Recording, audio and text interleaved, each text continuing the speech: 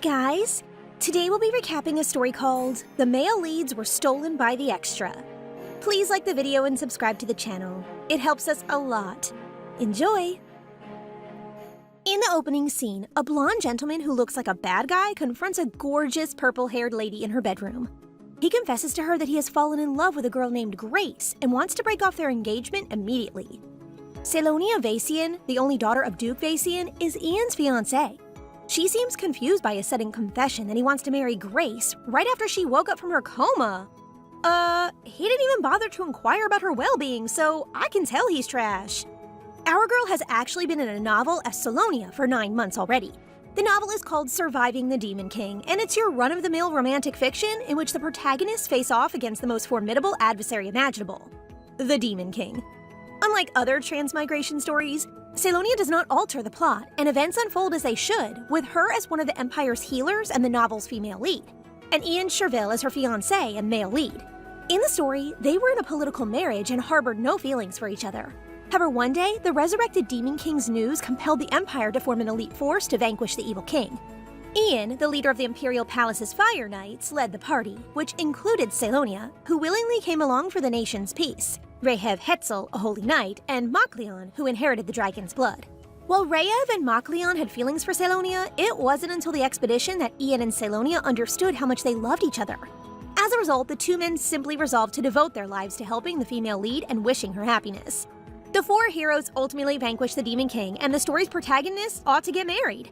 That was the intended happy ending. They did defeat the Demon King, but Selonia spent the following 3 months in an unexplained coma. Our girl transmigrated just in time for the expedition, so it was a difficult journey for her, but she made it through by relying on Ian. That is why his abrupt demand for a split is unexpected. But life happens, so she agrees, but in exchange, she demands the alimony she wants. Her expression is one of acceptance rather than heartbreak. However, she still refuses to let the betrayal go overlooked. I already like her attitude. This guy dares to seem dissatisfied that Selonia is requesting alimony, which our girl does not care about, but Ian demands a written agreement until she can figure out what she wants. He treats her with such distaste, but at least she discovered his actual colors before marriage. Once they've written out their agreement, Selly urges Ian to come closer with a smile. Just as he does, our girl chooses to throw him a great punch in the face. Not even a slap, go girl! Ian becomes enraged as Selly's savvy reminds him that he deserves it, leading him to simply go. This is nothing for a guy who cheated when his girl was in coma. After he leaves her room, Selly expresses her true feelings and is disappointed since she had hoped to finally have a real family after never having had parents or friends in her previous life. Having fallen ill at a young age and dying alone, Selly now relishes her new life, surrounded by adoring family, friends, and a boyfriend. Even though she no longer has a lover, Selly cherishes her new life because not everyone can be a main character, let alone the daughter of a prominent duke. So she decides not to dwell on it, since she still has Rehev and Makleon, with whom she shared life and death on the front lines and who are her priceless beloved friends.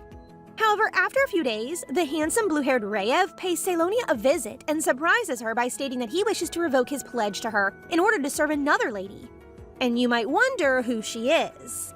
Guess who it is again? Grace Bennett! Who in the novel world is this Grace? Selly remains silent as she notes what's happening. She and Ian recently broke up, and now her friend is taking back his promise. She's never loved Ian, despite his kindness to her, most likely because she's not the real Selonia. So she believes she can take Rehev's departure as well, but she is disappointed. Still, as Rehev's friend, she points out to him that Grace will soon be Ian's fiancée, but he blushes and claims he is already aware. Selonia then gets chills as he reveals he just wants to protect Lady Grace, which is exactly what he declared to her before. That's so messed up! Rehev is her first friend in this world, so the fact that he's pulling back his vow to her means they will never see each other like before, which makes her sad. Poor girl. The breakup with Ian is fine, since she has no feelings for him, but a formed friendship is different. But then Selonia chooses to express her gratitude to Rehev and wish him nothing but happiness, which makes him seem quite glum. And they shake hands to end their knight and lady pledge. Nah, a pledge is a pledge. This man isn't worthy to be a knight anymore. Following Rehev's departure, she ceases to wear her beaming expression and is now really concerned of what happened while she was unconscious. The novel was going well until she collapsed after they slain the Demon King. And during the time she was in a coma, the male leads fell for another woman? How ridiculous! Now that she thinks about it, there is one more male lead, and speaking of that guy, Makleon appears. He quickly requests that she return the heart he gave her since he intends to give it to someone else. Our girl is starting to feel increasingly uneasy about everything, to the point where she is no longer shocked if Grace Bennett is the recipient.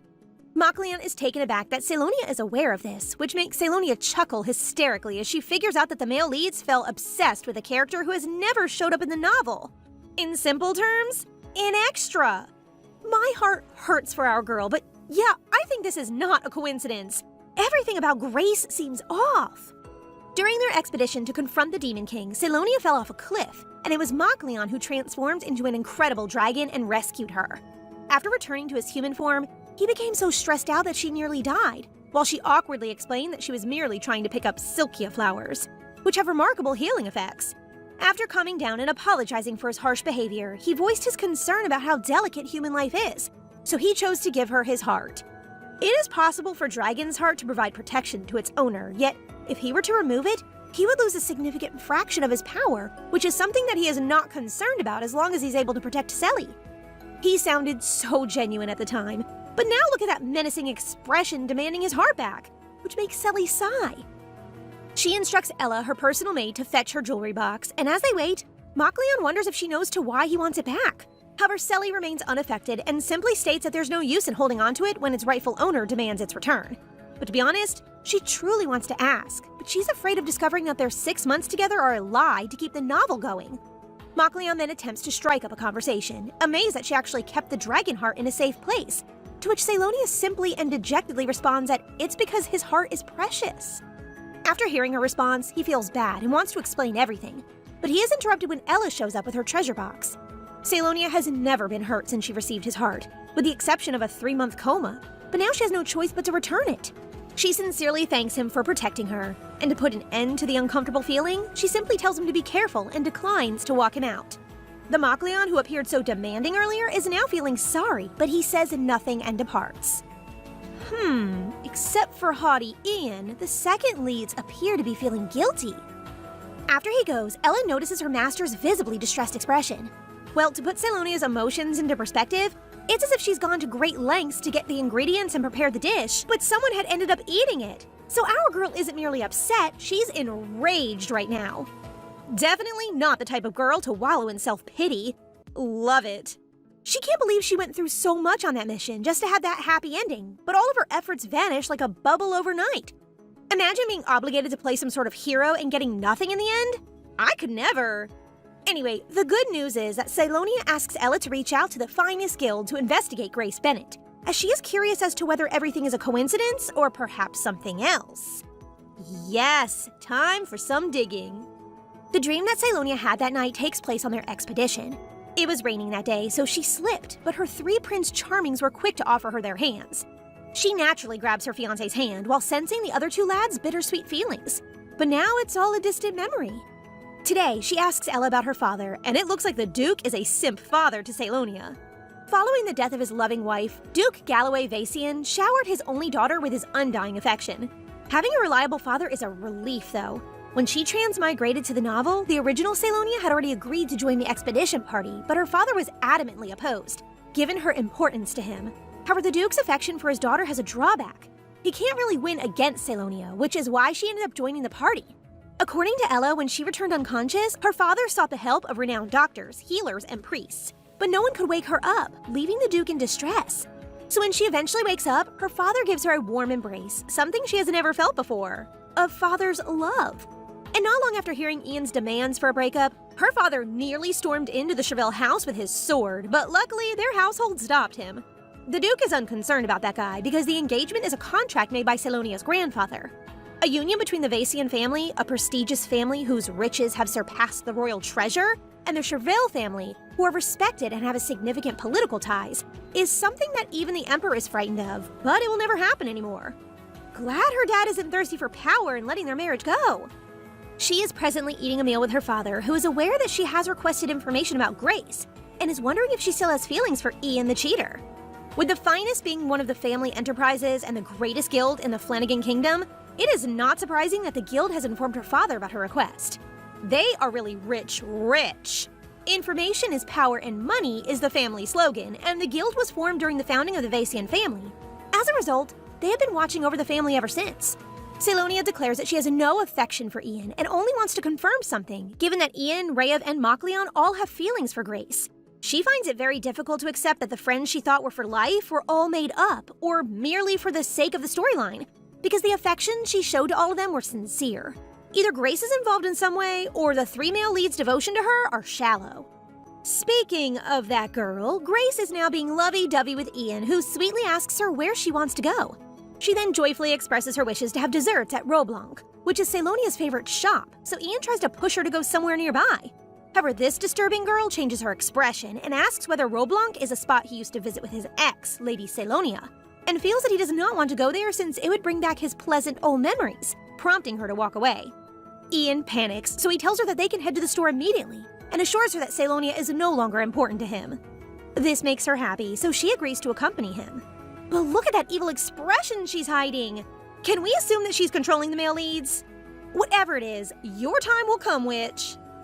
Meanwhile, Selonia is reading a newspaper article that states that she is in despair as a result of her broken engagement. This is something she could care less about because after 9 months of transmigration, this is her first taste of being a lady. She is enjoying life to the fullest, taking it easy and enjoying a cup of tea in her garden. Who needs guys anyway? Having transmigrated in time for the mission, her only experiences in this new life are sleeping on the ground, showering in a freezing pond, and eating rotting bread for days. So she will now enjoy a life of comfort.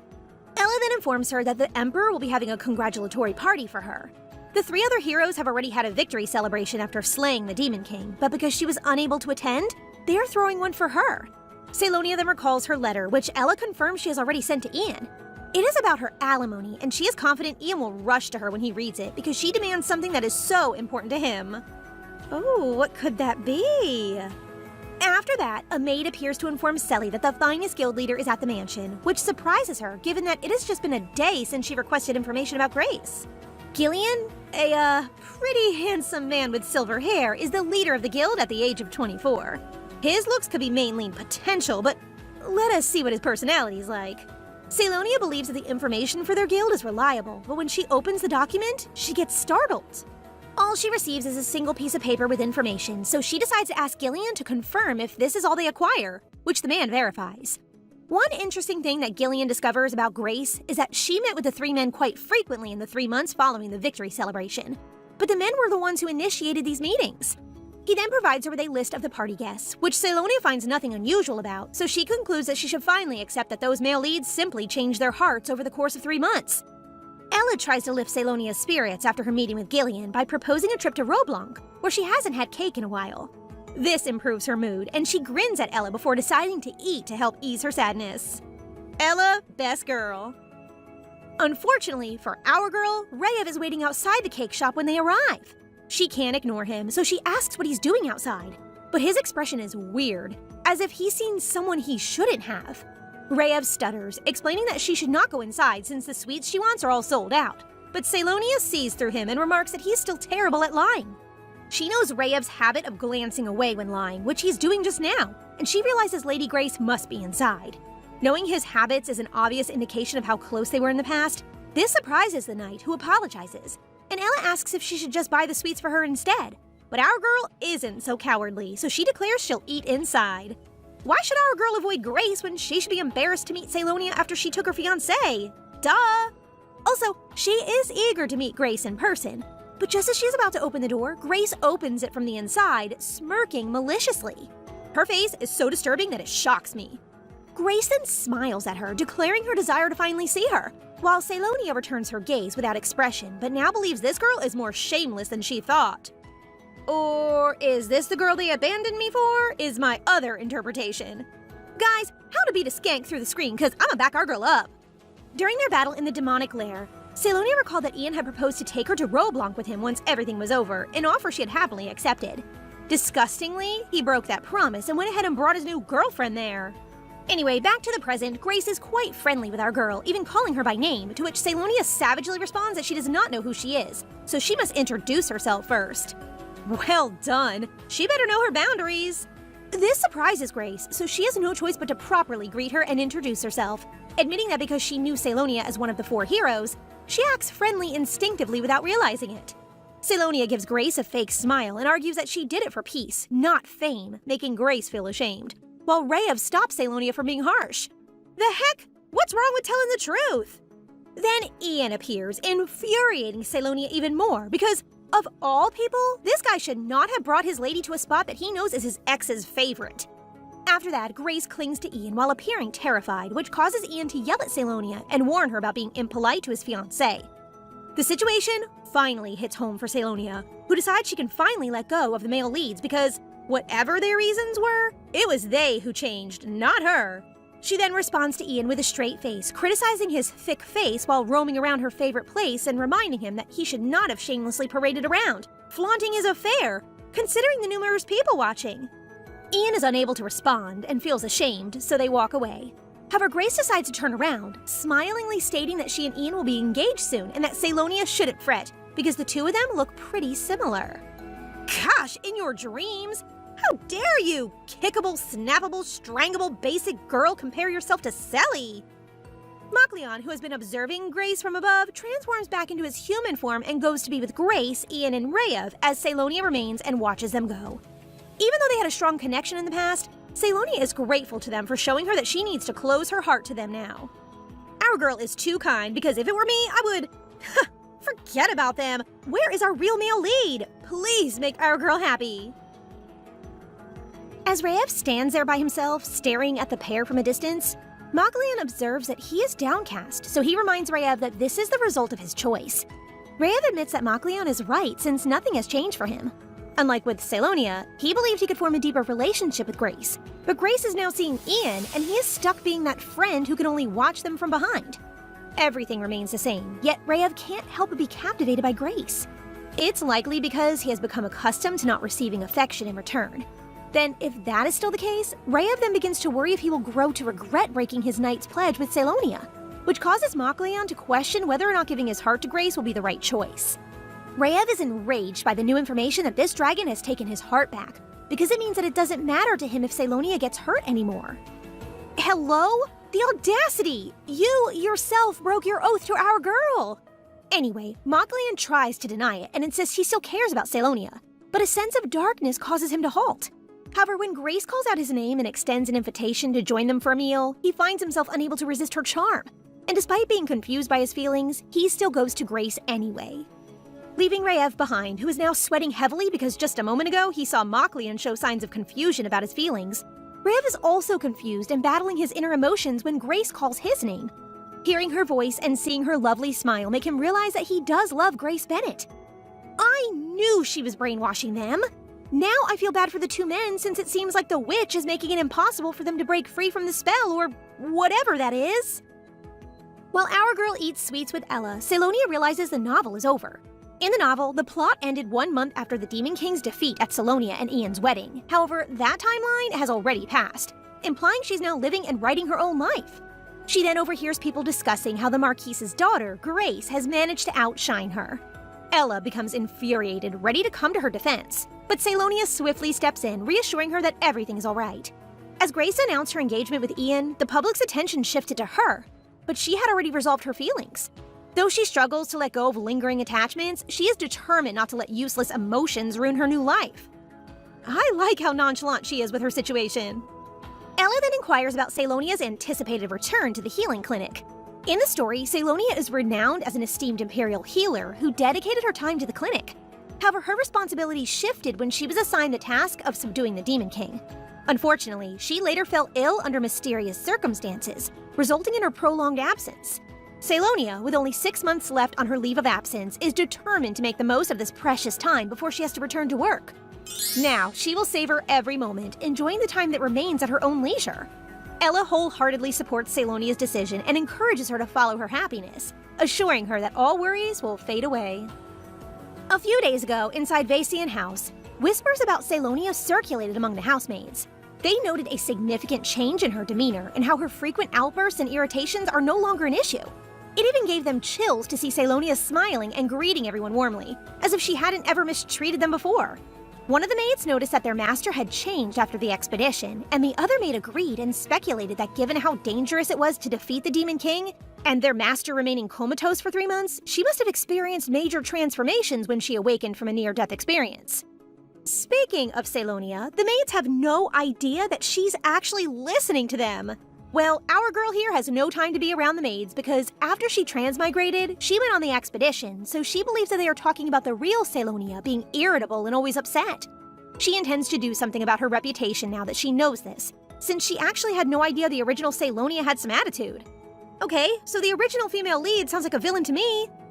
With the story complete, our girl is determined to be herself while owning Selonia's body. So she plans on building Selonia's character from the ground up. Her plan starts today at Roblanc because while she is conversing with Ella inside, she notices 3 noble ladies being told by the waiter that there's no vacant space for them, so they have to wait. Selonia then suggests that they all sit down together as an opportunity to socialize. However, given that she's a hero and a Vacian, she notices a tiny uneasiness among the ladies, so she gives them a genuine smile and thanks them for sitting with her. To relieve the tension, Selonia goes on to claim that she chose to invite them to her table because it has been a long time since she's been away from high society, and she has no young ladies to chat with, which relaxes the ladies. I believe these 3 ladies are trustworthy, and I sincerely hope Selly makes new friends. After that, the unplanned meeting between the ladies became a captivating exchange, and Selonia has come to learn more about them. Then their conversation shifted to him. Who else? Ian. Lady Abel is the one who initiates the discussion after hesitantly mentioning Ian Chervelle and Grace Bennett's engagement. She is concerned about Selonia's well-being, but don't worry, ladies, our girl hasn't developed any serious feelings for that aggressive man, so Selonia simply smiles and claims she's fine. Now that they know Selonia is cool with it, these women can finally start trash-talking her, calling her an embarrassment to the nobility. This is me and my girls gossiping about someone we don't like. Though everything they stated is accurate, Selonia points out that the man is just as much to blame as the girl, and everyone agrees with her. When someone enters the cake shop, the bustle interrupts their chit-chat, and they all become curious about the person who has just arrived, only to discover that he is the Night Beast. Pretty face? Check. Black hair? Check. Red eyes? Check. It seems like the main lead to me. The fact that the shopkeeper handed him a bag raises Selonia's suspicions, but she soon discovers that it contains food and that he is giving it to hungry people. However, when Selonia notices the big scar on his chest, she is so surprised as she is certain that it is not an ordinary wound. Aha! Girl, where are you looking? Kidding aside, Selonia can't stop wondering who this new person is, and she's starting to feel tense seeing him. On their way home, Selonia asks Ella if she's heard anything about the Night Beast's wound on his chest, but Ella claims to be clueless. Yet, given that the guy's been beating deadly monsters and criminals, she suspects he got it from the fights. Ella then changes the subject and enthusiastically inquires about Selonia's day with the ladies. The ladies were hesitant at first, but they quickly became friendly and chatty, and they even decided to have tea at the Vacian's estate the next time. Selonia seems content to have made new friends. When she transmigrated, she was constantly in the company of male leads, so she didn't have a chance to meet anyone. Now that she's had some space, her world is expanding. Yes, you deserve to live as yourself now that the novel is complete. While still in the carriage, Ella begins to wonder what the Demon King looks like, as only the heroes have seen him in person. Upon thinking about it, Selonia recalls a truly spine-chilling encounter with the Demon King.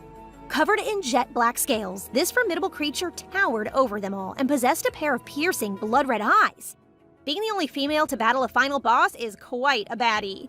However, Selonia is the only one who has seen the true face of the Demon King, but her thoughts are cut short when their carriage comes to a halt. Cohen, the carriage driver, nervously alerts her that he was attempting to cross the woodland when werewolf demons appeared surrounding their carriage. The horses are too terrified to go, and she didn't have a sword with her, so Cohen intends to block them off while they drive the carriage away, which Selonia objects to. Our girl just fought a Demon King, so she definitely won't back down now. Although Selonia is not a warrior, but rather a healer, she intends to use her healing light to clear a path for their carriage to escape. So she steps out and begins emitting her power, causing the demons to retreat. However, as she prepares to board the carriage, her light power becomes too faint and is undone, prompting a werewolf to attack her. Fortunately, a man arrives and uses his black magic to defeat the wolves, but it is so powerful that it causes Selonia to fall. Her vision is blurry, but she recognizes the guy who rescued her as the Night Beast. Now that she can see him up close, she finally realizes why she felt uncomfortable when she saw him in the cafe earlier. She then mutters that he is supposed to be dead, leaving the guy wondering how she knows him. Well, how could she not, considering that she's the one responsible for his death and the scar on his chest? It's the Demon King! Well, hello there, Mr. Demon King. Is that why he offers the bread to those in need? Because he has, like, 6 loaves already? I'm looking respectfully, by the way. Right after they defeated the Demon King, Selonia healed the boys, allowing them to reevaluate the area for any remaining demons. The fight was extremely hard, and Selonia had used up all her strength when she suddenly realized her dagger was missing. She must have left it inside the castle, so she decided to go inside because it's a priceless souvenir from her victory against the Demon King. Okay, the reason is understandable, and she's brave to go back. She arrived at the location where the king was flat on the ground, lifeless, and easily found her dagger. But as soon as she picked it up, she felt a strange presence, so she turned to face the Demon King, only to be surprised to see him transform into his human form. Mr. Sleeping Beauty! He suddenly opened his eyes, surprising Selonia, and she immediately decided to eliminate him because it would be disastrous if he was revived, so she ended up stabbing him. Selonia wakes up huffing, anxious that she has dreamed about the Demon King, while Ella enters her room, happy to see her okay. Ella then informs her that it has been 2 hours since they escaped the forest, and because Selonia is now awake, she cheerfully proposes they prepare to meet their savior. So taken aback, Selonia bolts for their guest room, trying to tell herself that what happened earlier was all a dream. She anxiously opens the door to see her father, glad that her body is fine. He then invites her to come closer to greet the one who saved her. So she looks to her side and sees the Demon King she stabbed looking stunning. Looking so alive. She's not sure how to feel right now. Afraid, confused, shocked, and possibly awkward since she stabbed him. Plus, her father's decision to leave her alone with the Demon King only adds to her anxiousness. The Demon King stares at her and asks if she knows him, which Selonia immediately denies. She then expresses her gratitude for saving her, but she is direct in telling him to leave immediately. However, he shows no sign of listening and restates her earlier claim that he should be dead. This baffles Selonia, and she begins to wonder if the Demon King does not recognize her. Oh, he has amnesia, does he? Whatever is happening to the Demon King, Selonia must kick him out of their mansion before he remembers everything, because her father's and their servants' safety is her first priority right now. She disputes his claims again, claiming that he is mistaking her for someone else, causing the Demon King to believe that Selonia has no intention of telling him anything, so he exposes that he has lost all his memories. He goes on to say that he doesn't know anyone and has nowhere to go.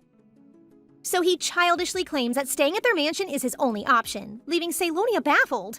Selonia then starts to sound serious, saying that she has never given him permission to stay and that if he refuses to leave, she is willing to have the guards drag him out. His vicious red eyes only look at Selonia. Then he moves to the window and begins emitting fire from his fingertips, threatening her that with his powers, he can set fire to their entire mansion. Whoopsie, now he's acting like a real Demon King? Selonia becomes cautious of him and decides to call the guards, but he smirks at her, allowing her to do so, but stating that he cannot ensure anyone's safety.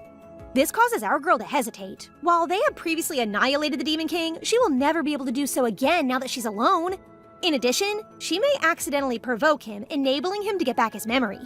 She fears he is now trying to frighten her because he thinks she knows something about him, so she clarifies to him once more that she actually has no idea who he is. The Demon King ends his threats with an innocent smile, adding that he'll wait because Selonia's father has granted him permission to stay for as long as he wishes. Kind of dangerous, but I'm here for it. Selonia should tell him everything she knows if she wants him gone, but our girl insists on denying it, which he sarcastically replies is fine with him. This is now a battle of patience.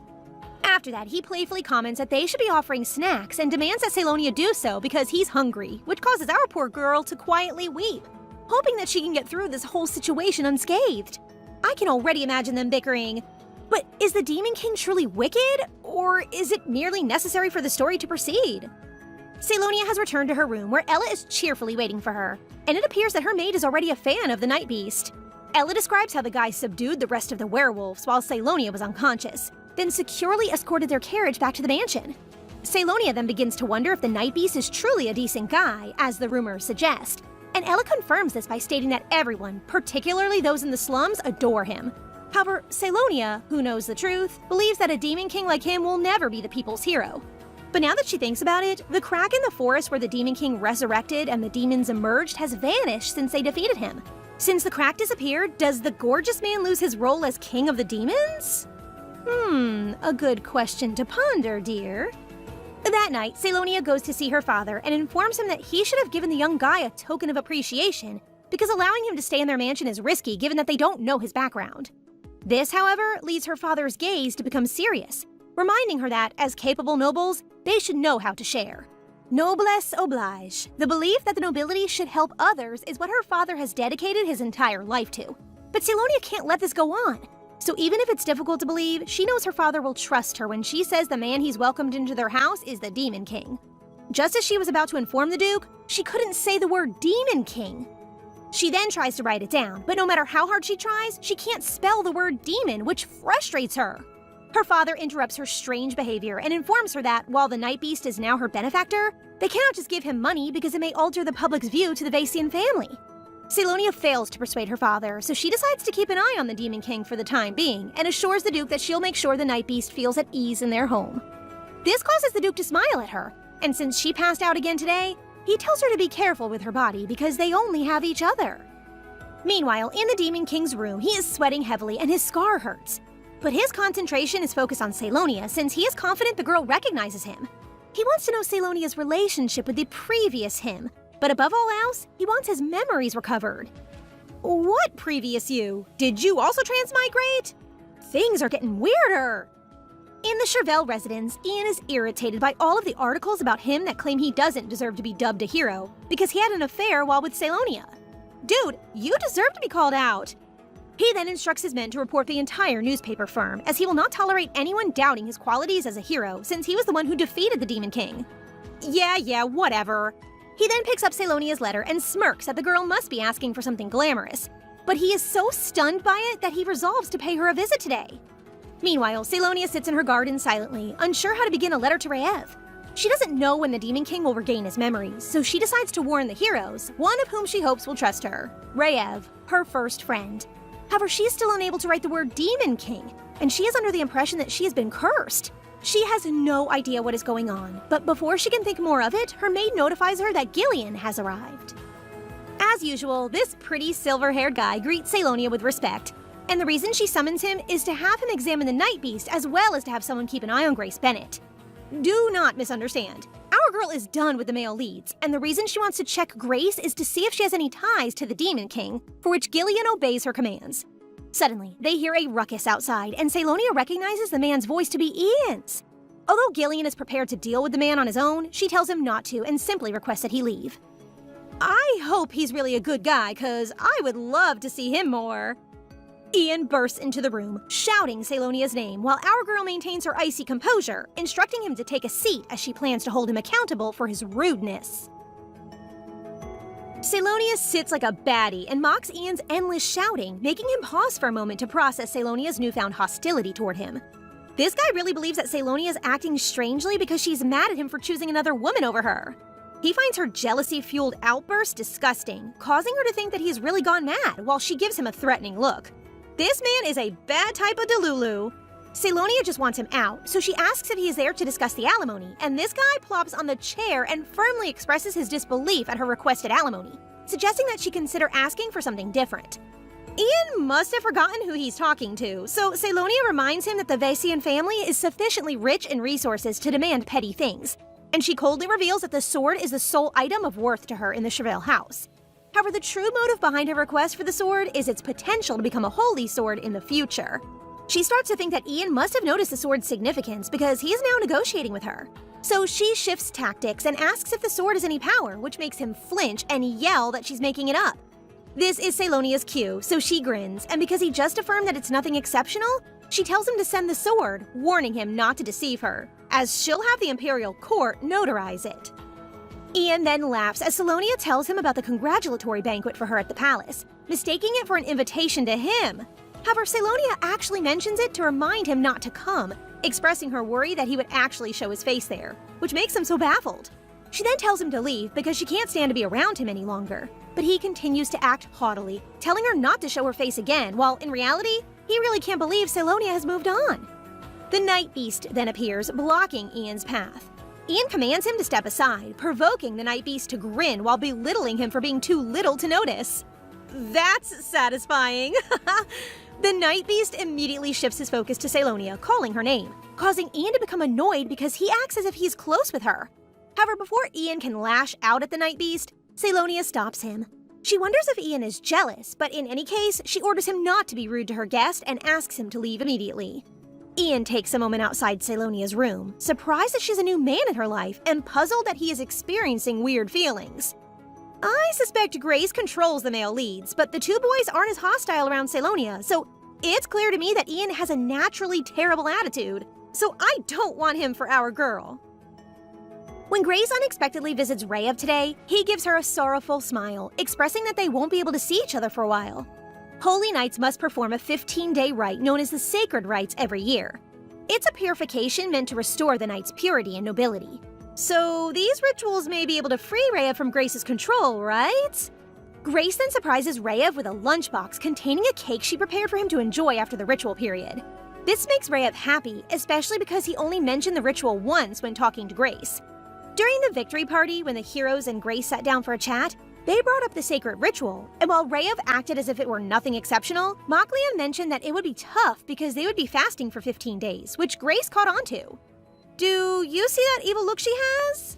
Reyev gladly accepts the cake, but Grace requests that he promise to eat at least one slice after the ritual. That cake is surely sus. A cake for your first post-fasting meal? Blue hair, you're not that dumb, right?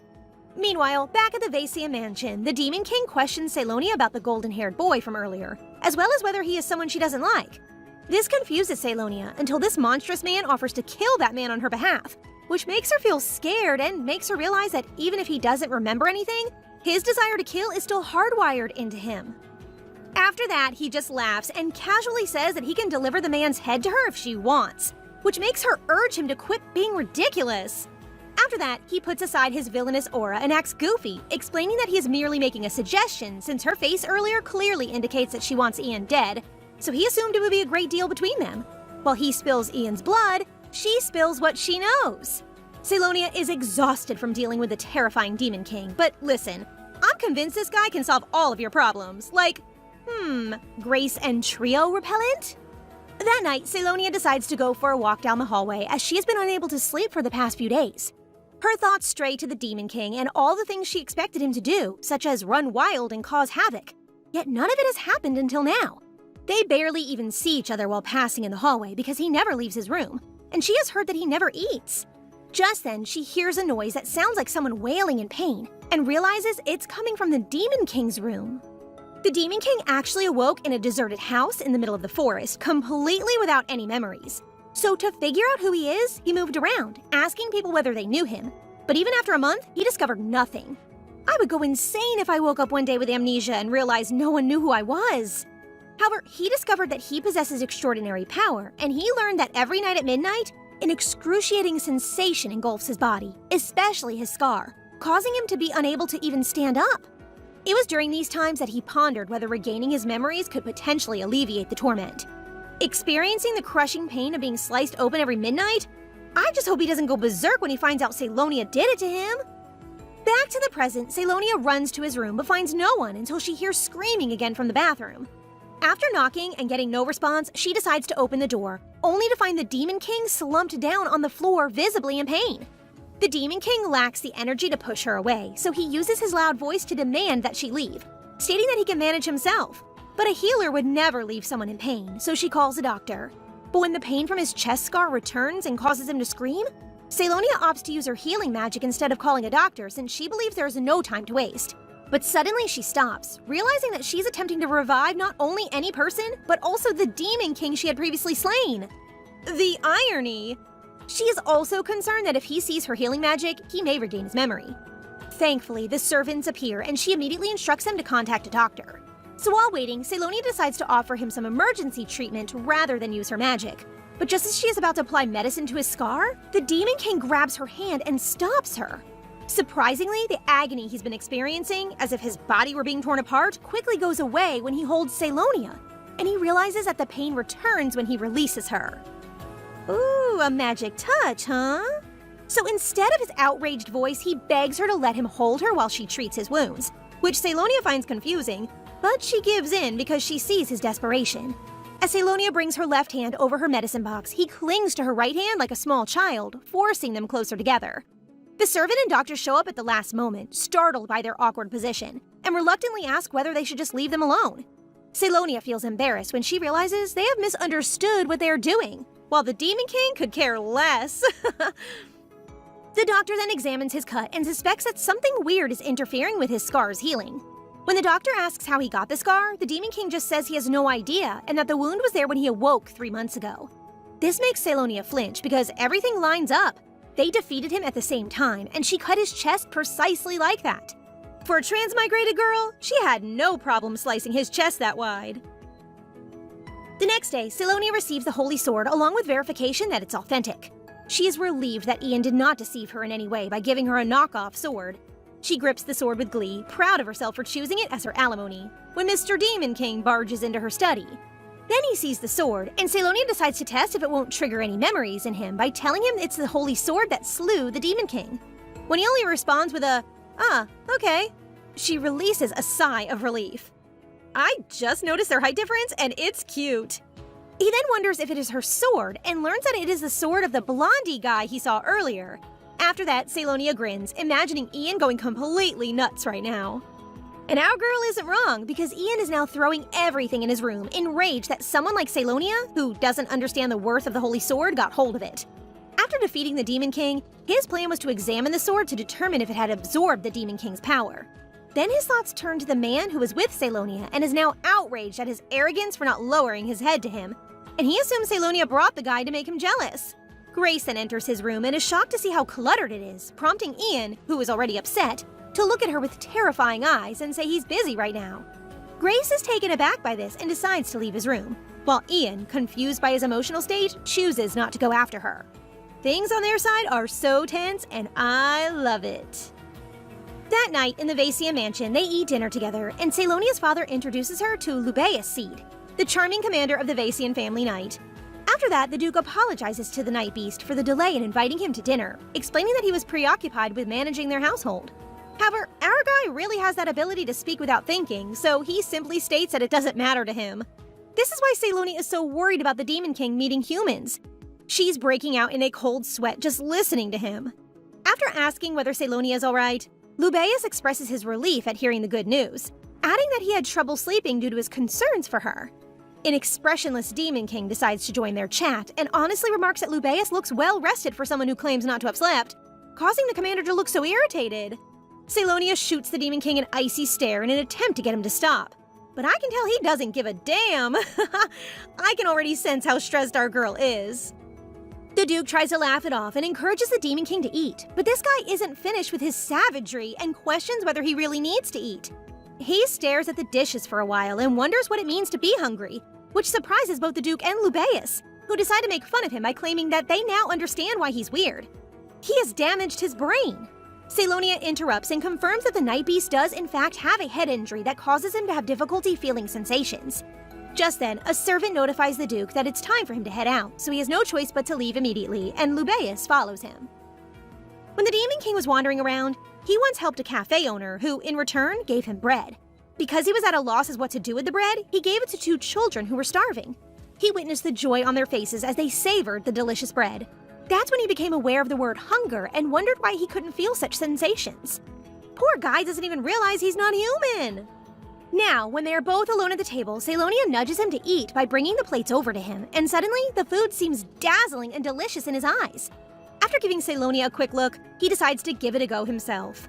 Selonia then asks if he hasn't eaten since waking up without memories, which he confirms. Demons are known to lack hunger and sleep, so witnessing him eat makes him look like a normal human. Selonia then tells him that if he ever gets hungry, he is free to notify anyone in their house and they will cook it for him. But when he learns that she will not join him, he declines her offer. His apparent lack of interest baffles Selonia, so she shifts the conversation to inquire as to why he's distributing food to the people.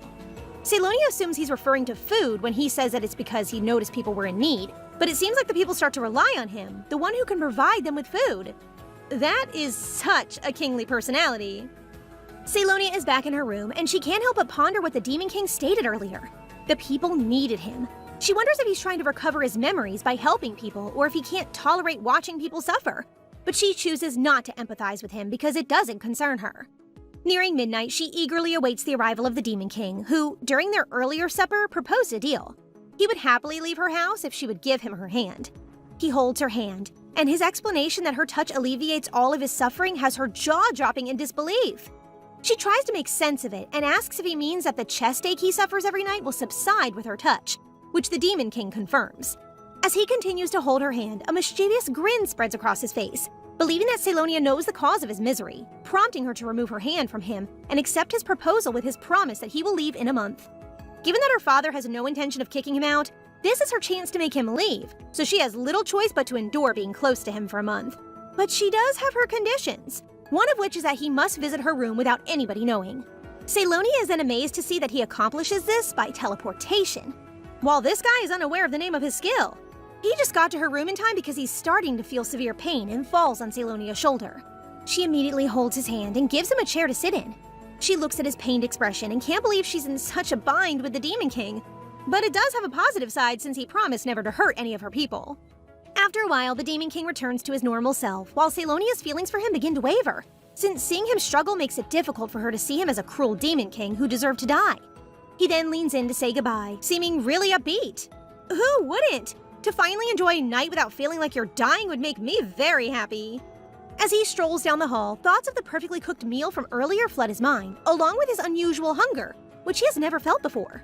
To wake up in a world where he doesn't even know his own name and to have someone recognize him for the first time means that the 1-month deal will never happen since he intends to keep Selonia by his side forever. I knew it. It was too good to be true. But what will happen if he falls for our girl and finds out she made that scar? That would be heartbreaking. It's been a week since their agreement, and part of the deal is to eat together, so today our guy continuously knocked on her door, forcing our poor girl to wake up. Selonia attempts to persuade this individual to forego breakfast now that they are seated together, but he simply raises an eyebrow and remarked indifferently that rising a bit earlier isn't difficult. Well, at least he's been a decent guy, as she has noticed that he never teleports into her room unless it's midnight, and he doesn't interfere with her people. In the end, she falls asleep while eating, and the Demon King has plenty of fun staring at her face. She is incredibly pretty here. They then go outside, and our poor Demon King really knows nothing since he continues pointing at random things and asking Selonia what they are. The fact that he has no idea what an ant is makes Selonia assume he's playing with her. He then wonders what that knight and maid are doing, so she glances and is horrified to discover that they are poised to show off a lovey-dovey scene. She hastily instructs them to kiss somewhere else, while explaining to the Demon King in a shy and vague tone that those two are only doing something they enjoy. It's okay, my guy. She'll teach you those next time. Gillian finally gets there to inform Selonia about the night beast, but like Grace, he's unable to acquire any intriguing information. He also informs her that they have been keeping an eye on Grace, but have found nothing unusual. Yet Selonia is convinced that what is happening now with Grace and the Demon King cannot be coincidence, so she must have missed something. For the time being, Selonia dismisses Gillian, who apologizes and gets up to leave.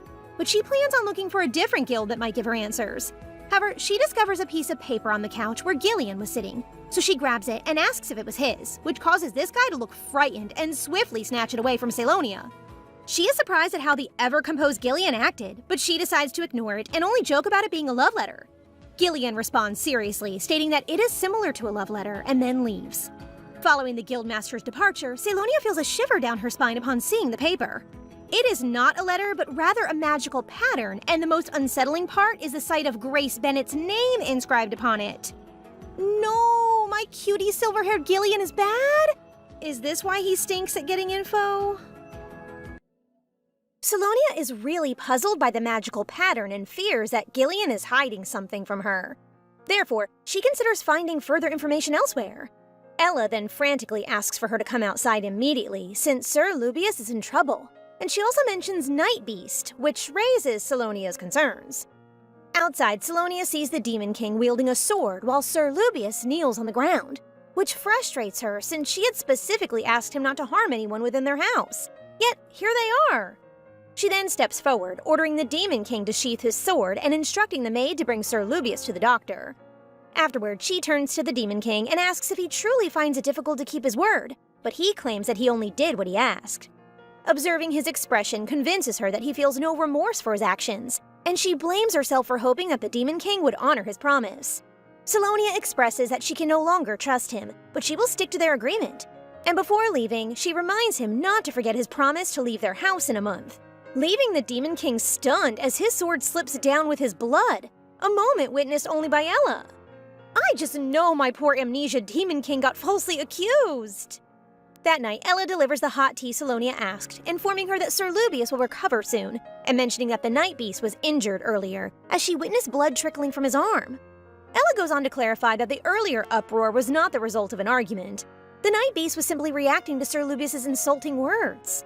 Selonia then feels a shiver run down her spine after discovering what really happened, and she swiftly requests that Ella gather everyone who was there at the training grounds earlier for questioning. This is why you should never jump to conclusions! Ella was there when it all happened, and at the time it was Lubius who approached them. He started accusing the Night Beast of being shameless for staying at the Vessian Manor for so long, calling him a good-for-nothing from the slums and a parasite who was just lucky to be there. Lubius ordered the Night Beast to leave and stop bothering Selonia, but our guy merely said no, infuriating Lubius and causing him to challenge the Night Beast to a duel. After Selonia gathered the knights in attendance, she discovered that the earlier commotion was just a usual duel. They had witnessed it from the start, noticing that the Night Beast never wielded his sword, despite holding it in his hand. They also noticed Sir Lubius tossing soil, which is when they think he got hurt. It is already midnight, but the Night Beast hasn't shown up yet, so she plans to look for him when he suddenly teleports in her room in pain. She hurries over to him and holds his hand, which helps his breathing become normal. She then notices the gash on his shoulder, which prompts her to say that she heard he didn't harm Lubius, and she apologizes for suspecting him. He requests she say it again, which she does until he cutely admits that hearing an apology feels good, making her chuckle. They are now sitting beside each other as the Demon King explains that, since she regrets what happened, he would like her to call him by his name. However, he cannot remember it, so he asks her to create a name for him. She chooses the name Tan, finding it easy to pronounce and fitting for him, which he happily accepts, and declares that from that moment on, he will be known as Tan.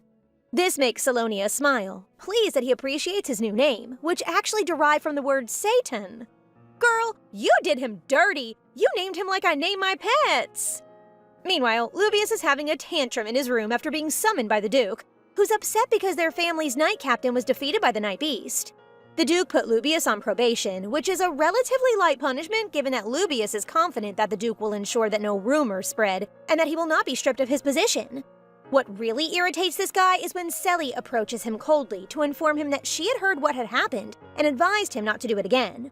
He dislikes Selly taking Tan's side because he likes her and has only stepped aside before because she was supposed to marry Ian, but he cannot allow her to marry Tan, whom he refers to as a beggar.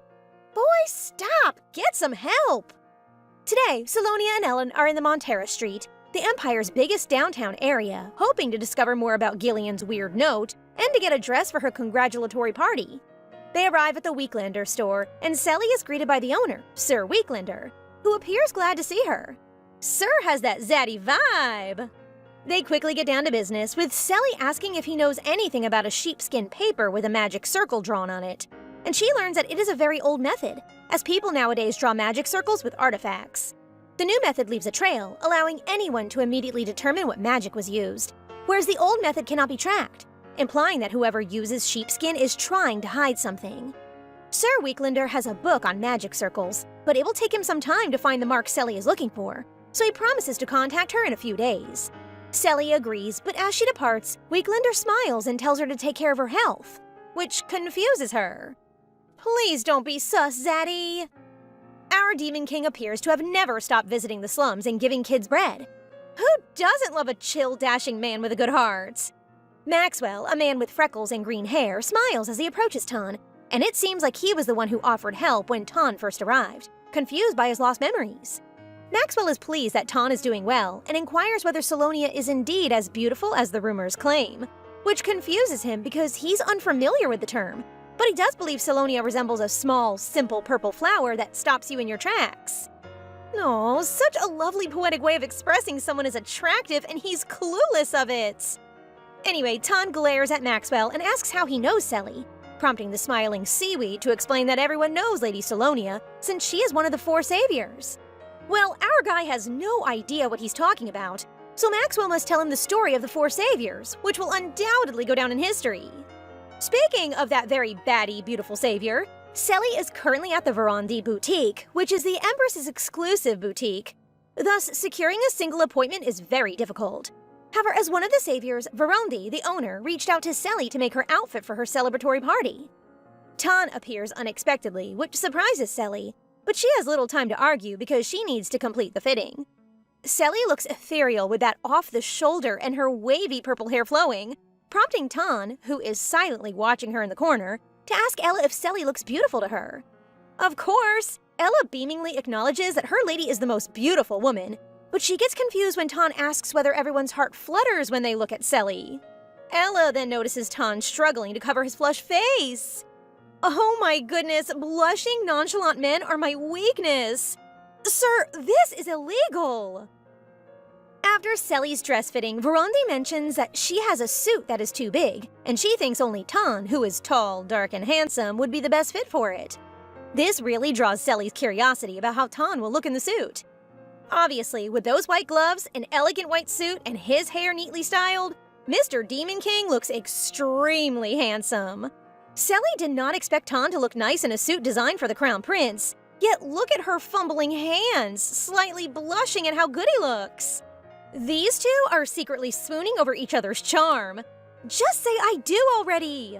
Selly purchases Tan's clothes, and they should be leaving with happy smiles, but someone has arrived to ruin the mood. Who else but this smackable witch Grace with her leashed lizard Maclean? Grace declares that she will also order a dress for her special event, blatantly rubbing it in Selly's face that she's marrying Ian. And lady, we don't friggin' care. Madame Veronde straight up tells Grace that her boutique isn't just for anyone, especially not for someone as basic as her. The madam totally knows what's up and puts Grace in check. Maclean has the guts to urge Selly to persuade Veronde for him, just for old time's sake. Seriously? For old time's sake? After cutting ties with our girl? What a jerk! Selonia hits them with that blank stare and straight up says she's not close with Grace to help her, so Maclean should just handle it since he always gets his way. Yes, Queen, that's my girl, never letting anyone step on her. Maclean yells Selly's name and claims that what he is asking isn't that difficult, prompting our Demon King to step up and shoo him away.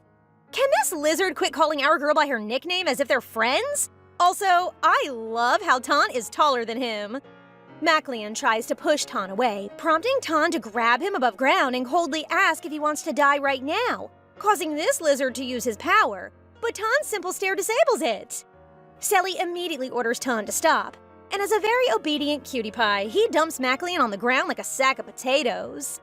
This hurts Maclean's pride, and he loses his cool, causing him to use his dragon energy, prompting Selly to shout for him to stop and not harm a civilian. Thankfully, this stops Maclean, but he wonders why Selonia is protecting a man he knows isn't ordinary based on how he stopped his dragon energy earlier. He walks away to exit the store, and Grace says farewell to Selly. But, ugly witch, we are not done with you. Selonia reminds Grace that she should not expect to be treated the same as the saviors, and she tells her to attain achievement so that people will recognize her. Evil Grace finds this amusing, saying that Selly is nothing without her family's name. This makes Selly move closer to her, as Grace seems to have not cleaned her ears, missing the point that she can prove herself without her family name and that her title as a savior speaks for itself. Selly's not hungry, but she ate. Slay, girl! They are about to leave when Selly wonders why Tan helped her earlier, prompting him to say that he is aware that Maclean is one of the saviors who have betrayed her. He says someone in the slums told him, which calms Selly because she thought he had already regained his memories. In the Bennett manor, Grace feels very frustrated that Selly still carries herself with such pride, even after losing everything, and she despises how she exploits her savior title to defend herself. Aside from that, Grace thinks Tan is more attractive than Ian and stronger than Maclean, which makes her grin. Oh, she's planning to seduce Tan? In your dreams? She is then notified that Ian has arrived unexpectedly, which irritates her much. But look at this disgusting two-faced girl who's now beaming at her fiancé. Ian looks around her room at all the costly decorations, which disappoint him because he knows the Baron family isn't doing so well financially, so he plans to teach Grace about money when they marry. Grace flinches when Ian says that they should select a date for their wedding soon, but she has persuaded him that there's no need to rush as she gives him that Darjeeling tea he likes. The way she mentions that tea sounds suspicious. Anyway, it's time to cleanse our eyes by watching our lovely leads go through their nighttime healing session, with Tan pretending he's still not fine so he can hold Selly's hand for longer. They use the time to chat, and because Tan has been reading books with Ella, he mentions that they're reading about a couple overcoming their socio-economic gaps and falling in love. This makes Selly feel embarrassed that Ella is making him read a romantic novel. Tan questions how humans earn titles, prompting Selly to explain that one can make a big contribution, such as defeating the Demon King. But she immediately changes the subject, informing him that they will not be able to have breakfast together tomorrow since she is attending Denroha's birthday party.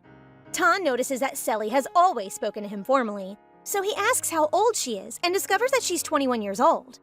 Not long after, Selly begins to yawn, but this greedy guy claims that his wound still hurts, so they must hold hands, causing our girl to fall asleep on his shoulder. This makes him blush, and just as in the romance novel he's reading, he pulls her hand towards him and kisses it, hoping the night won't end. Aww. Have you noticed Selly warming up to him? Plus, my guy is here learning how to do romance from a novel. Everyone say thank you, Ella! Meanwhile, at Hirschbrook Castle in the north, Eos the Archduke and Kelvin, the commander of the Knights, gaze at the Demon King's castle, which is not far away.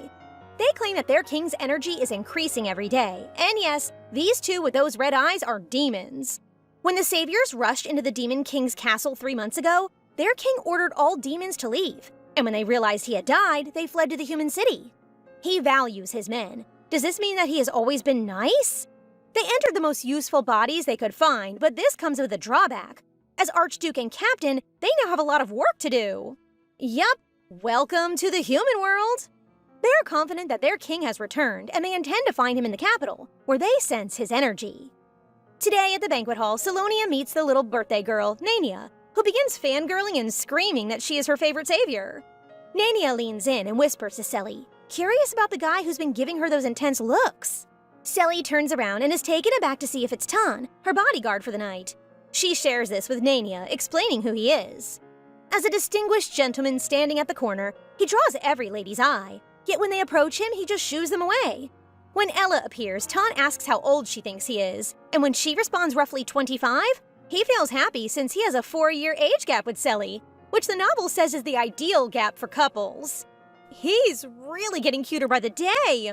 However, his mood turns sour when he witnesses a nobleman kiss Selly's hand, and he is ready to throw hands. Thankfully, Ella is quick to grab him and explain that it is merely a common greeting among nobility, when suddenly Ian and Grace appear. Grace smiles and asks Tan if he remembers her. How about no? Blondie is interrupted by Ian, who tells her that she doesn't need to be respectful to someone who isn't a noble, but he flinches when Tan gives him that criminal, offensive side-eye treatment. Marquest and Roja arrives to greet Ian, so Tan and Ella decide to walk away. Grace greets the Marquess with long time no see, but shortly changes her words as she introduces herself as Baron Bennett's daughter, causing her to be ignored while the Marquess speaks with Ian. What was that slip-up? Selly has finally finished greeting so many nobles, so she walks to where Ella and Tan are waiting. Grace approaches Selly to greet her, but our girl has no time for fake talks, so she asks what she needs from her. This causes Grace to act sad, claiming that she understands Selly dislikes her, prompting Selly to clarify that she is not interested in her enough to detest her. The nobles who are watching this take Selly's side and call Grace a rude woman, leaving Grace stunned. That's what happens when you act like the main character. The Marquess announces that everyone should come into the garden because he has prepared something special. But Selonia simply wants to go home. However, when they arrive near the garden, Tan becomes weird, claiming that he hears someone sobbing. Ian sees Selly getting all worried about Tan and holding his hand, which low-key annoys him, making him question if the rumors about them are actually true. So, now you're acting jealous? Too late for that! Ian approaches them and asks Selly if something is wrong, prompting her to declare that it is none of his concern, while Tan remains stuck in his spot after hearing someone say that he needs to gather energy. When an image of himself from his time as a Demon King appears, he wonders if it's a memory. Is he getting his memories back? I'm worried he'll go berserk or something. The Marquess proudly displays them a monster in his custom-built cage in the middle of the garden. But Selly is concerned since the monster in front of them is a garum, which was incredibly difficult to deal with during their expedition. Selly is ready to speak up, but Ian brags that he will handle the monster, so she should take care of the frozen Tan. Ian moves towards the Marquess, claiming he will keep an eye on the garum, making the entire audience feel relieved. These rich people are always pulling some wild stunts that put their lives at risk. Selly, on the other hand, watches Tan, still in a trance, and it makes her realize that maybe the monster energy from the garum has an effect on Tan that could awaken his memories. Suddenly, the garam grows large and escapes the cage, leaving Ian with no choice but to deal with the creature as the guards escort the guests. The garam leaps and attacks Ian's sword, but being a renowned savior, he's able to counterattack, though he's astonished by the garam's thick skin. The monster then chooses to go after Lady Nania, which drives Selonia to jump into action too, helping the little girl to escape. I'd love to see more baddie Selly! The creature approaches Selonia, but it does not appear to attack her anytime soon, which confuses her. Ian screams for her to move, while Tan, who has returned, holds his girl and kills off the monster with a single slash. Oh dear, we could have had a garam dog on our team! Tan quickly lets go of his sword, effortlessly lifts Selly, concerned that her face is red and her heart is racing, making her even redder, and orders him to let her down. Oh, she is surely slowly falling too! They are now in the carriage, and Tan tells Selly that he actually heard the monster's thoughts in his head. This makes him wonder why he's different from the others when all he wants is to be like her. Imagine if he finds out he's the Demon King and Selly killed him! I am not ready for the betrayal he will feel!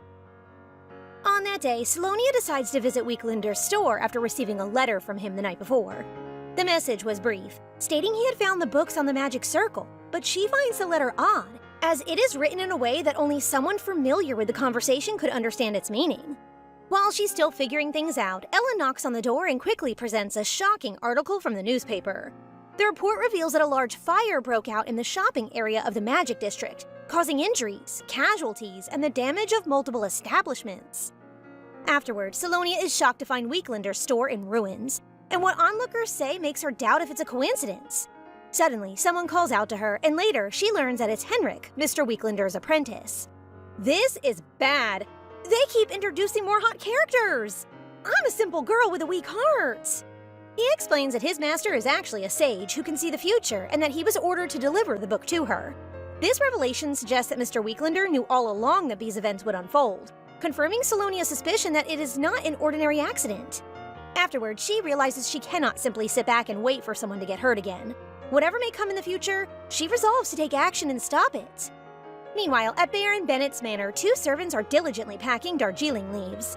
However, Jamie is a bit skeptical if they're legit, which prompts her colleague to remind her that they simply need to ensure the tea is sent to Duke Chevelle, Count Maclean, and Sir Rayev by the end of the day. Jamie then inquires about the rumors of people being dragged to the basement, prompting her coworker to advise her to keep quiet. It's that Darjeeling thing again in the basement? Is Sir Zaddy Weeklinder there?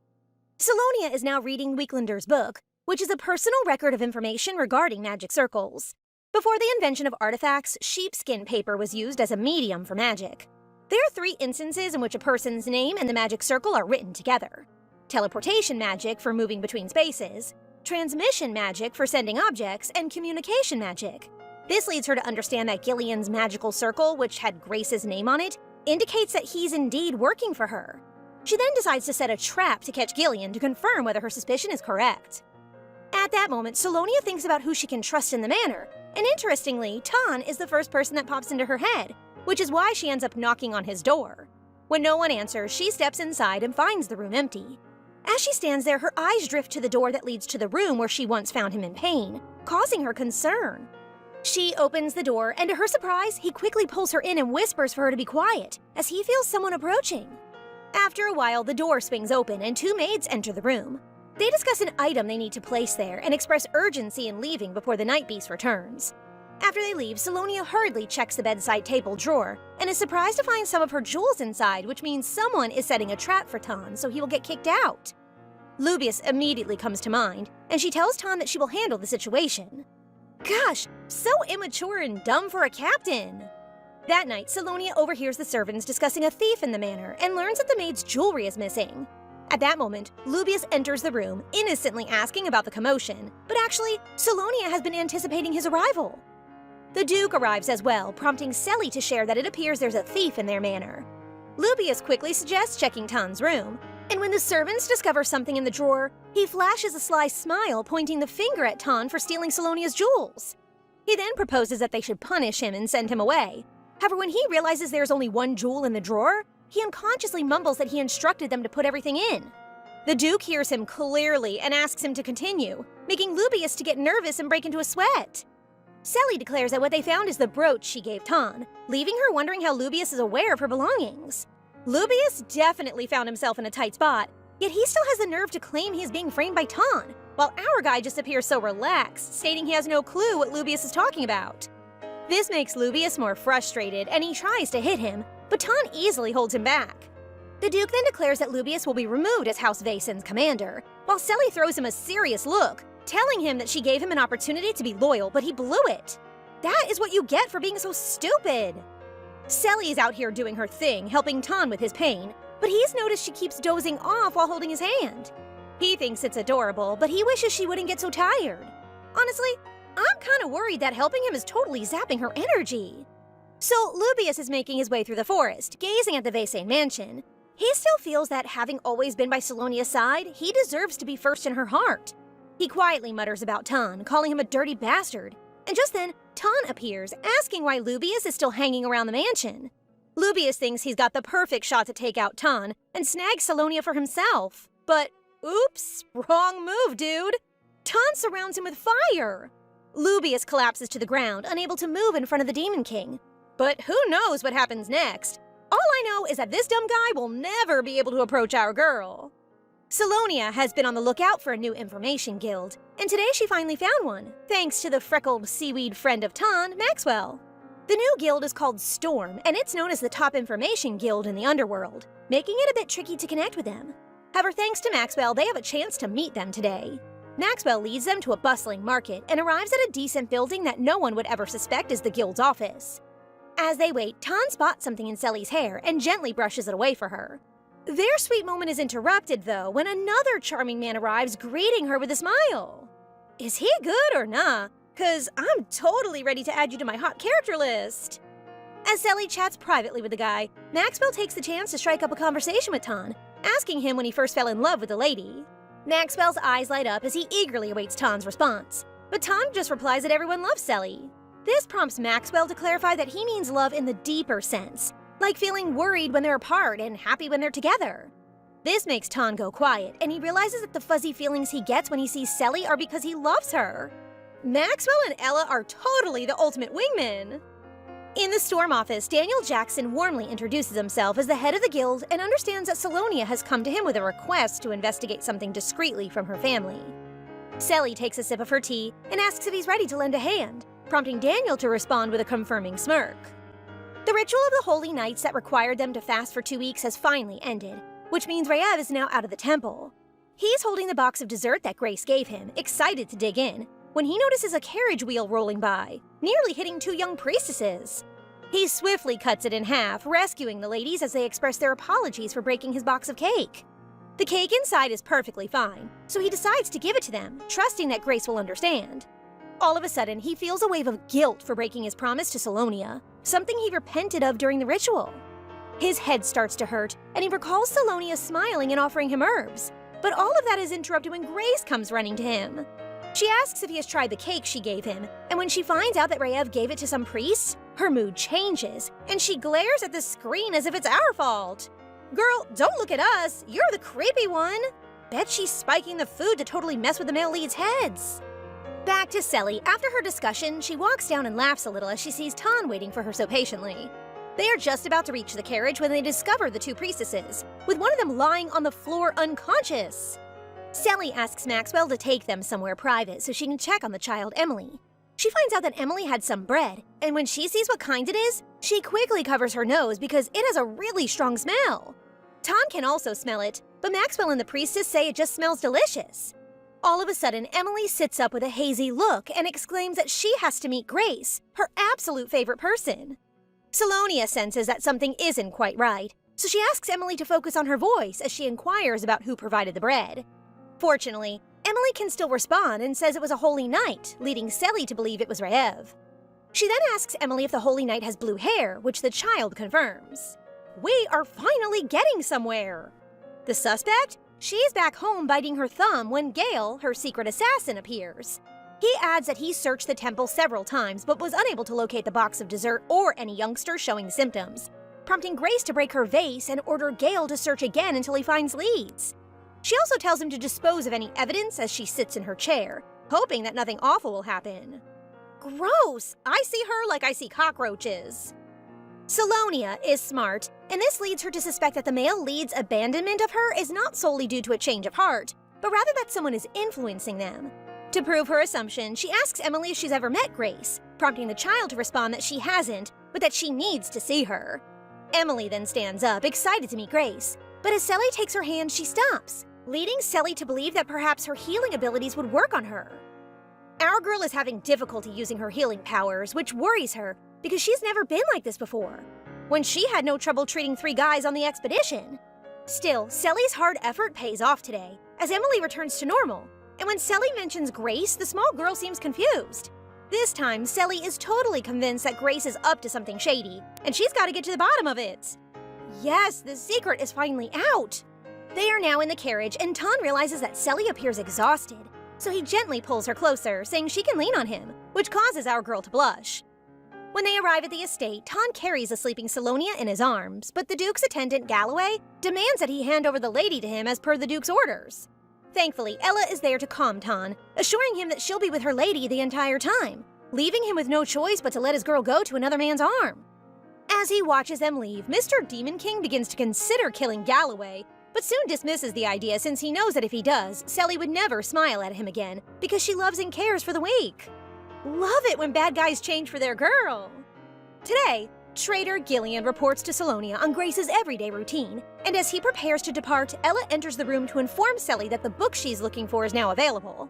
Ella goes on to tell her that it is at the Blorant store in the Magic District, which draws Gillian's interest as he leaves the room. Sally compliments Ella for her acting as soon as he leaves because they've just pulled off a clever trap to catch him. Gillian is such a waste of character design. Sally is reading a book about dark magic and discovers that everything associated with ancient magic has vanished. Thus, she has no idea how Grace is using dark magic to control the minds of the male leads. The hint she has now is that it works on Maclean, a dragon, but not on Ton, the Demon King, and that it may be countered with her healing powers. She needs evidence to prove Grace's evil deeds, but now that she thinks about it, if the male leads were truly controlled, she starts to wonder if she should find it in her heart to forgive them for what they did. I mean, the magic made them love Grace, but I don't think that means they should be so harsh on Sally, right? They mess with my girl so hard that even if the truth drops, I might still be done with them. Sally groans, her head spinning like crazy, and she forgets Ton is beside her in the library. She is certain that he must have been bored, but Ton smiles, claiming that time flew quickly while he was watching her, making Sally so red. Oh, that romance novel pays off! They are now in the carriage on their way to the Blorant store, and Sally is hoping to see Gillian. Ton notices that her mind is drifting away, so he decides to hold her hand, which causes Sally to become concerned that he's in pain. However, Mr. Honest leans closer, saying that he merely wants to hold her hand. But Sally can't take it to heart since she's too embarrassed, especially because Ella is also in the carriage. As the captain of the ship, Ella totally deserves the front seat. Suddenly, the carriage wobbles, and Ella takes the chance to step outside and see what's going on, allowing the two some time together. As soon as she steps out of the carriage, Sally gently tells Ton that he can't hold her hand in public, which makes my boy look a bit down, wondering if it's because of his commoner status. Look at this sweetheart asking her if he has a title, will he be granted permission to hold her hand in public? Sir, you already have a lot. Boyfie, fiancé, or hubby, just pick one. Anyway, Sally is taken aback and recognizes Ton's stare right now means he wants something really badly, so she chooses to make an excuse not to respond by exiting the carriage to see what's going on. Ma'am, just take his hand and kiss. Sally is flushed from her cheeks to her ears, wondering where Ton learned such moves. But she quickly returns to serious mode when Ella informs them that they are unable to go because a tree has fallen in the road. Hello? This is easy peasy for my guy here. And as soon as he hears the situation, he effortlessly carries the entire tree, clearing the path. There is another carriage on the opposite side of the blocked road, and they are the demons looking for Ton. The Duke thanks Sally for clearing the road, and the old man introduces himself as Eos Hirschbrook, Archduke of the Northern Border. Sally introduces herself and nudges Ton to do the same, surprising them both as they stand before their king. For now, they try to stay calm and allow their king to leave. Kelvin is baffled as to why their king failed to recognize them earlier, while Eos attempts to connect the dots and learns from the newspaper that the Night Beast, who saved many people, has lost his memory, implying that their king has no memories of them. Losing memories and being brainwashed are ways to reveal a person's true personality. So, the way Ton helps others despite having amnesia makes me wonder if he was truly evil before. Eos also recognizes Selonia as one of the saviors who murdered their king, but what's worse is that he can sense their king's energy from her. Maybe it was transferred to Selly while she was healing him? Anyway, our leads have finally arrived in Florence, and this store is actually managed by Selly to look like an actual store, with Maxwell pretending to be the owner. The person who set fire to Weeklinder's store will undoubtedly return tonight to burn down the building in order to prevent Selly from knowing the truth about Grace. It will be a tough night, so they have made sure that the nearby stores are already closed for the day, and Selly has also instructed Maxwell to return home. Before leaving, Maxwell presents Selly with a recording sphere, hoping that it will help her, which she greatly appreciates. The Magic District is now perfectly quiet, so their mission starts with Ton and Selly hiding inside. After a short while, a man in a cloak walks into the store and starts rummaging through everything in search of the book. This prompts Selly to reveal herself and call out the man's name, Gillian. Selly is now sure that he is the one who started the fire at Weeklinder's store and caused the owner's death before she confronted him for deceiving her, and that she is aware of who he's working for. Gillian walks closer to her, prompting Selly to aim her dagger at his throat. However, the dagger is swiftly tossed aside as he grabs her hand and declares that he's going to show what happens to ladies who wander alone at night. Wait, is he really saying what I think he's saying? Ugh, what a total weirdo! Ton is totally gonna slaughter you tonight! Our guy pops up behind Gillian and throws his arm around this gross traitor to silence him before making him sit restrained with a rope. Selly finds a sheepskin paper with a magic circle from Gillian and discovers that it is a communication spell. When she finds out that Gillian has always been working for Grace, she feels relieved because it means he's not being controlled, which also means she can totally hold him responsible for his actions. She then asks why he killed Mr. Weeklinder when he could have just stolen the book and left, which leads him to admit that the old man saw his face, so he simply got rid of the witness. After that, Selly couldn't get anything more from Gillian, and with Ella, who has called the guards, set to arrive soon, she decides to leave Gillian tied up with the evidence of his crimes recorded on the sphere. Our girl looks at the man with concern, thinking he might try to escape when they leave, so she asks Ton to help keep Gillian still. Ton, a simple-minded Pookie, punches Gillian in the head like it's a button to make him sleep. He's low-key hilarious without even trying. The following day, Selly shares with her father that the suspect in the arson and murder case is Gillian. It hasn't been long since Selly recovered, so her father is concerned that she did something so dangerous without telling him. The Duke says he will take care of Gillian himself and find her another trustworthy informant who can assist her, but she declines, knowing her father is busy. She leaves the room and senses something strange about her father, but her thoughts are interrupted as Ella announces Ton's arrival. Ton got out of the carriage on their way home last night, so when she sees him today, she worries that something happened. But she is surprised when he asks about her impression of the Demon King. The thing is, Ton suspected someone was following them last night, so he jumped off the carriage to investigate, only to be surprised when he discovered the two nobles, or should I say devoted demons they had met earlier. Eos declares Ton to be their king, and Kelvin attempted to hug him before they properly bowed before the king of all monsters, the great demon lord, Leonhard Kilranus. He has an incredibly gorgeous name for a demon king. His servants urged him to return to his castle, believing that doing so would result in the recovery of his memories and unstable power. Ton had heard that Selly killed the Demon King, which is why she had the title Savior. But it doesn't matter to him anymore. All he cares about is if Selly hates him, the Demon King. Okay, nice start. He seems chill about the truth. She gives a super vague answer, saying that it's not that simple, then grabs his hand and calls him by the name she made up for him. Gillian appears to be in an underground prison, kneeling in front of two strange men wearing hoods. Gillian addresses one of them as Master and says that Ton is no ordinary man before apologizing and asking for another chance. His master demands him to bring him another offering or he will kill him, and Gillian agrees. We're still trying to figure out what their goal might be. Today is Selonia's celebratory party, which will be hosted by the Imperial family, but she seems uncertain because she doesn't have a partner. She learned from the maids that there were request letters for her, but they were all burned to ashes before they reached her. Selly can tell that this is all Ton's doing, but just thinking about him makes her sad because she has noticed that seeing him has become difficult recently. She'll be home late because of the banquet, and just the thought of not seeing him tonight again makes her look a bit disappointed. Aw, I miss your man too. Respectfully.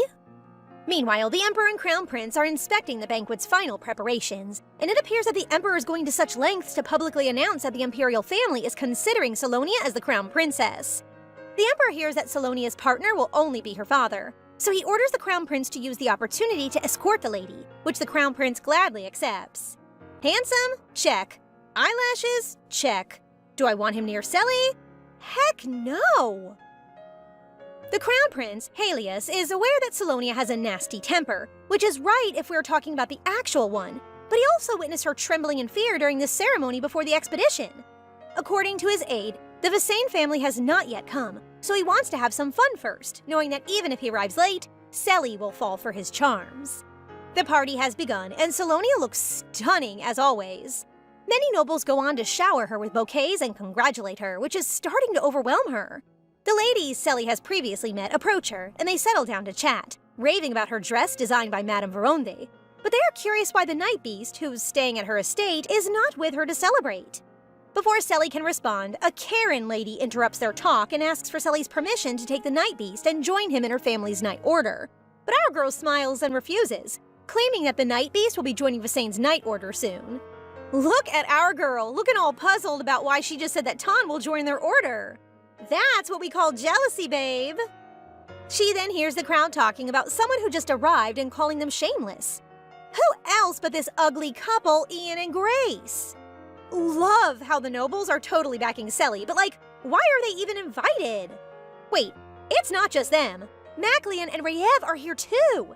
Selly straight up says she's shocked to see them at her party, which makes the lizard dude tell Grace that Selly isn't even trying to patch things up. Grace just smiles, and it feels like she's here to tell Selly that, in the end, Madame Veronde still made her a dress. Grace mentions that the madam contacted her, saying she has changed her mind and wants to make her a dress. Just then, Selly sways from a headache, prompting Rayev to catch her just in time. Our girl says she feels dizzy before agreeing with Grace that people can change their minds easily, but those words still sting a bit. You know, it's just like how Grace took all the male leads for herself. Rayev offers to take Selly somewhere quiet, while Maclean wonders if she's still feeling sick and hopes she won't overexert herself. Our girl just smiles and thanks them before walking away. Looks like Grace did not poison them well tonight, huh? The brainwashing is malfunctioning. The nobles are aware of the drama, and seeing how Grace is careless with her words only fuels their dislike for her, which frustrates her even more.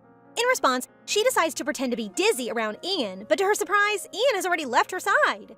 Selonia is now at the veranda, praising her own acting skills when Ian arrives, taking her hand and kissing it, while telling her she looks beautiful tonight. Ugh, the nerve of him! Look at him smiling cunningly, since the truth is that his heart still belongs to Grace, but he wants Selonia as his perfect trophy to improve his reputation. They will undoubtedly become the couple of the century, so he suggests that they start anew, but he refuses to let go of Grace, so he intends to make Grace his mistress and Selly his wife. Does he truly believe any lady will accept such a proposal? The brainwashing got him all obsessed with Grace, but honestly, this crappy mindset is totally on him. And boy, you stink! Selonia takes his hand right away and feels a little shiver at the thought of becoming Ian's wife. But this guy is just so full of himself, claiming that he knows Selly still likes him and only brings another man around to get his attention. Selly, plain and simple, tells Ian she's never loved him, not even a single time. When she first found herself in this novel world, she thought it would be best to stick to the original plot. Having always been alone, she didn't think much of it when Ian, the male lead, reached out to her, believing that she would eventually find her happy ending. But she's over living that pre-planned life, and Tan pops into her head immediately. When he hears Selly reject him, it really frustrates him, and he starts to think that her actions are influenced by the Night Beast. He yells at her, which leads her to slap him hard to snap him out of his delulu thoughts. Despite this, Ian continues to violently hold Selly, thinking that she might start listening to him if he kills Tan, all the while Selly is in pain from his hands. Out of nowhere, someone appears from behind and hits Ian with such force that he flies to the corner, furious at Ian for touching Selly. Hearing that familiar voice makes Selly feel all the emotions, and when she finally turns around, it's Tan coming to her rescue just like he always does. Selly can feel her heart racing, but that sweet moment will have to wait because Ian is now getting up. They can't afford to cause a scene, so she asks Tan to leave for now, but this guy is just not calming down and really wants to finish Ian off. Ian raises his voice and approaches them, while Selly does her best to stop them, though it seems to be in vain, until they hear the announcement that the Emperor and the Empress have arrived. Meanwhile, Grace totally loses it again, smashing another vase, and expresses her frustration to the mysterious guy, saying she can't handle how people are treating her any longer. She mentions that the drug isn't working as well anymore since Ian has been acting a bit strange lately. This prompts the mysterious guy to gently wipe away her tears and remind her that overdosing the men could lead to side effects. Grace softly expresses that her situation is becoming difficult, leading the man to reassure her that he will soon restore everything to how it used to be. It looks like brainwashing is just the beginning. There's some seriously dark stuff going on.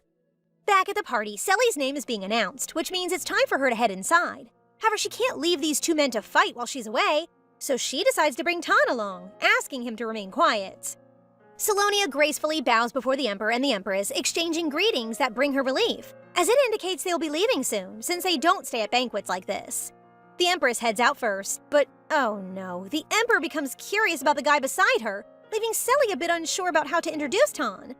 Out of the blue, Eos, the Duke of the North, steps in and introduces Tan as his heir, leaving Selly and everyone else in the room quite surprised. Selly wants to speak with Tan about this, but our guy steps forward and formally presents himself as Tan Hirschbrook to the Emperor. Oh man, he decided to stick with the name Tan instead of Leonhardt? He's really in love. The Emperor is happily observing the future Archduke and Duke Chevelle together, feeling excited about this year's hunting competition. Every year, Ian takes home the win, but this time he believes Tan could be a strong contender. The reason why Tan has been quite busy lately is because they were preparing for the papers. They're fortunate that Duke Eos never married and has no heir, which makes the process of making Tan his heir much easier. They have submitted the documents indicating that Eos has just discovered he was a son from a woman he met a long time ago. Tan was really intrigued about his identity and those lost memories, but after meeting Selonia, all he can think about is just wanting to be by her side. He totally snagged a title, so marriage is not even an issue now. Nobles begin to gather around Tan while Selonia is approached by Raev, who asks if they can have a chat. They head outside, and Selly feels a sense of relief that Mr. Holy Knight can now greet her without being rude, which leads him to apologize. She decides to speak with him to ask about the cake, mentioning that Emily ate it and then fainted on the street. Raev confirms that he gave Emily the cake that Grace made for him, but his tone shifts as it seems like Selly is trying to frame Grace. He walks closer to her and reminds her that after she said something hurtful to Grace earlier, she cried and tried to hide it. Well, duh! Selly also reminds him that he's at a party organized for her, so it would be great if he could act nicely. But instead, he glares at her, saying she faked being in pain earlier to hurt Grace. He then asks her if she's doing this because she's jealous that they chose Grace over her before yelling about her inferiority issue. Again, brainwashing does not justify such behavior. Tan shows up, swiftly picking Raev up off the ground and letting Selly know that he's ready to follow her lead. Tan will let Raev go if that's what she wants, which makes her pause for a moment before she gathers her thoughts and firmly states that she will never allow Raev to speak impolitely to her again, causing Tan to smile at her proudly. Time has gone by, and Raev is now on the ground after taking some hits from Tan. Selly walks over to Raev, saying that his words will leave a lasting scar on her. As she taps into her healing power, she can't help but wonder how he will react when he eventually learns the truth. Memories with Selonia during the expedition start to come to mind, and he finally breaks free from the mind control, leading him to feel a sense of regret for being rude to her. His voice softens as he calls Selly, but he pauses when he sees her cold expression, which he knows he deserves. He apologizes, saying he didn't mean any of what he said earlier while kneeling, but Selly just asks what Grace is feeding him that makes him follow her. Raev is quite surprised to discover that he's been influenced by some sorcery, and now that he reflects on it, he realizes that Grace has been sharing Darjeeling tea with the three of them. Upon discovering this, Selly feels there's no reason to continue talking to him, so she turns away and advises him not to accept any gifts from Grace. Raev really doesn't want to wrap up the night this way, so he expresses to Selly that he is really crazy for letting his heart wander, but he begs her to realize that it's all due to mind control. Selly is feeling more unsure about which side of him is the real one, and thinks that she cannot trust him anymore. In response, Raev promises to do his utmost to win her trust back. When he says he'll do anything for her, she smiles and turns to him, asking him to prove himself. Selly and Tan are walking together, but Tan sounds a bit dismayed about why Selly wants to keep Raev close, prompting her to explain that she only wants to use him. He asks if she wants to reconnect with the three male leads, but nope, the damage is already done, and all she really wants now is to uncover the truth. Speaking of the truth, she asks him if his memories have come back, only to find out that he still doesn't remember anything. If he is truly the heir of the Duke, it means he doesn't have to stick with the name Tan. However, he really wants to keep it because it's the name she gave him, which makes her blush. He gently takes her hand and asks if he can do this now. Remember the customary greetings for nobles he learned? Yes, he can now kiss her hand. Getting a title just to hold her hand? Tan is such a green flag and a cutie pie. So much has been going on, yet the Crown Prince is just here having fun flirting with a lady. When his aide Denvers arrives to let him know that the Emperor is waiting, this playboy has to make his appearance at the banquet just as Selly returns to the hall too. The Emperor asks them to put on a dance song, but just before Helios gets his chance to ask Selly, Tan, my boy, already invites her for a dance. He leads their dance with charm and unexpectedly throws out a cheesy line that if for the Emperor she is the star of the banquet, for him she's the perfect start of his world, making Selly's heart race again. She leans forward and whispers that he too shines like a star tonight, making him so excited that he embraces her little frame in his arms. I thought this was a kiss, but sorry guys, that's just them hugging. Selly playfully nudges him away, saying that he's crushing her, and they both share a warm, loving smile with each other. So here I am, jealous over someone else's relationship. It looks like there's one more annoying character to meet before this party wraps up, and that's the Imperial Princess, Titania. She instantly falls for Tan and excitedly declares that she wants to marry him. Darling, go play with your toys. 2 days have passed since the party, and the news of Tan being Duke Hirschbrook's hidden son quickly gained popularity. Now that Tan has a title, he has moved out of House Vaesen and is staying at the Hirschbrook house in the capital. Aside from that, nothing changes. Tan still appears every midnight and always follows her wherever she goes, exactly like today.